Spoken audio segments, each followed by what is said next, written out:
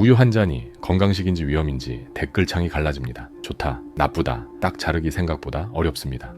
누군가는 뼈를 위해 매일 우유를 챙기고요. 누군가는 속이 불편해 우유만 보면 피합니다. 그래서 질문이 생깁니다. 우유는 왜 이렇게 논쟁의 중심이 됐을까요? 결론부터 말하면 우유는 만능도, 독도 아니고 사람마다 답이 달라집니다. 먼저 아주 기본부터 포유류에게 우유는 처음 생존식입니다. 아기가 태어나자마자 바로 쓸 수 있는 에너지죠. 아기 몸은 아직 작고 소화기관도 미성숙합니다. 그 시기에 우유는 지방 단백질 당을 한 번에 제공합니다. 게다가 초기 모유에는 면역에 도움되는 성분도 함께 들어있습니다. 그래서 아기는 우유로 세상에 적응합니다. 하지만 자연의 기본은 어느 순간 젖을 떼는 겁니다. 대부분 포유류는 성장하면 우유를 더 이상 주식으로 마시지 않습니다.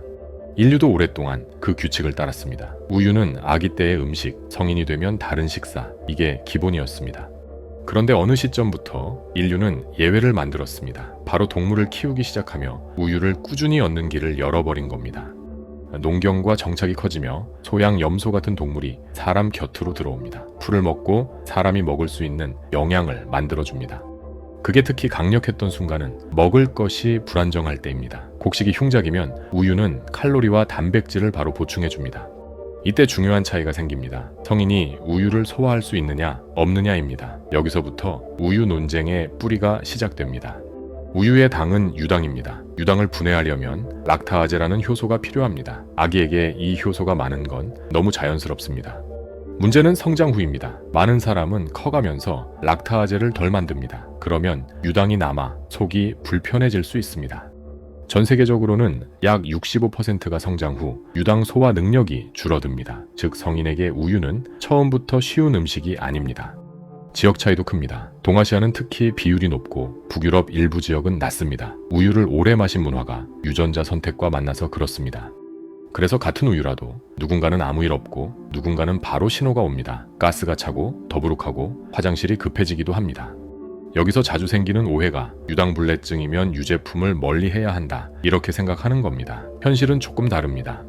사람마다 허용량이 다릅니다. 어떤 분은 소량은 괜찮고 어떤 분은 종류에 따라 괜찮습니다. 우유는 힘들어도 요거트는 괜찮다는 식입니다. 이유가 있습니다. 발효된 유제품은 유당이 줄어들 수 있고요. 치즈도 종류에 따라 유당이 낮을 수 있습니다. 그래서 첫 번째 체크는 내 몸의 반응을 관찰하는 겁니다. 마신 뒤 1시간에서 3시간 안에 반복되는 불편이 있다면 종류와 양부터 바꿔보셔야 합니다. 두 번째 체크는 한 번에 많이 마시는 습관입니다. 한 컵을 급하게 들이키면 원래 괜찮던 분도 불편해질 수 있습니다. 세 번째 체크는 우유만의 문제가 아닐 수 있다는 점입니다. 카페 음료의 시럽, 빵과 함께 먹는 조합, 이게 속을 더 흔들기도 합니다. 자, 이제 본론으로 들어가겠습니다. 우유가 위험하다는 말은 대체 어디서 커졌을까요? 대부분은 연구 결과의 일부만 크게 퍼질 때 생깁니다. 예를 들어 이런 흐름입니다. 어떤 연구가 상관관계를 말합니다. 그 다음 누군가가 원인처럼 단정합니다. 그리고 제목은 더 자극적으로 바뀝니다. 그래서 핵심은 한 가지입니다. 우유가 병을 만든다. 우유가 병을 막는다. 이런 단정은 대부분 위험합니다. 대신 조건을 봐야 합니다. 조건 하나는 섭취량입니다. 매일 한 잔과 매일 1리터는 다릅니다. 조건 둘은 개인 질환입니다. 알레르기 여부가 먼저 인정입니다. 조건 셋은 식단 전체입니다. 우유를 마시는 사람이 원래 어떤 생활을 하는지, 운동을 하는지, 채소를 먹는지 같이 봐야 합니다. 이제 많이 언급되는 암 이야기를 정리하겠습니다. 우유가 암을 만든다. 이 말은 너무 크게 일반화됐습니다. 암은 원인이 여러 겹입니다. 최근 연구들은 대체로 우유와 암의 관계가 부위마다 다를 수 있다고 봅니다. 어떤 암은 위험이 늘 수 있고 어떤 암은 낮아질 수도 있습니다. 예를 들어 대장 쪽은 유제품 섭취와 위험이 낮아졌다는 결과가 여러 분석에서 보입니다. 칼슘과 관련이 있을 수 있습니다. 반대로 전립선 쪽은 일부 연구에서 섭취량이 많을 때 위험이 늘었다는 보고도 있습니다. 다만 결과가 늘 같은 방향은 아닙니다.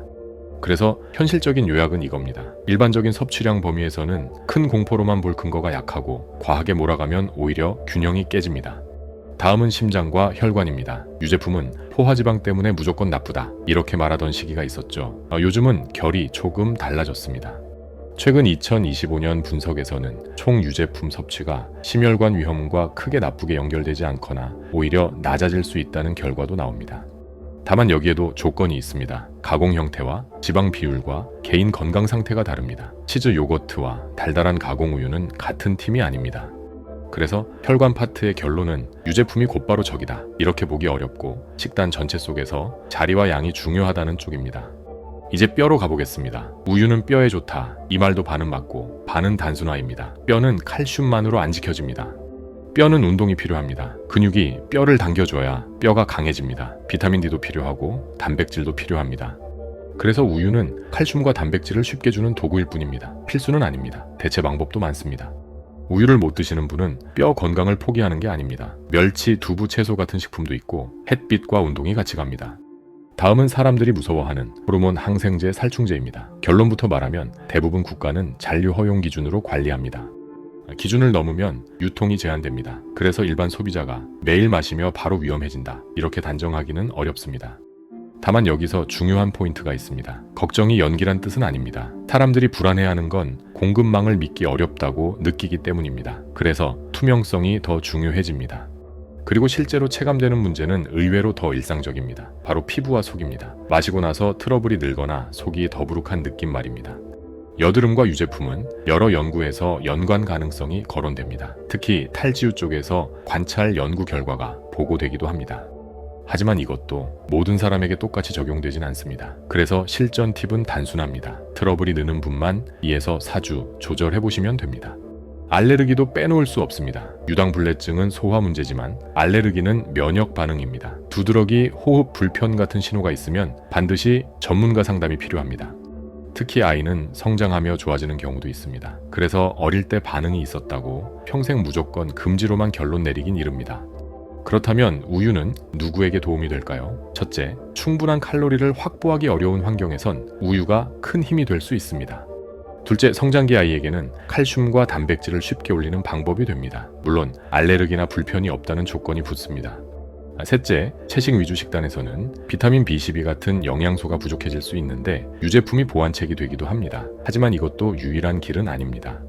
반대로 꼭 조심할 상황도 있습니다. 우유를 음료처럼 들이키며 칼로리가 크게 늘어나는 경우입니다. 우유는 물이 아닙니다. 마시면 그만큼 에너지가 들어옵니다.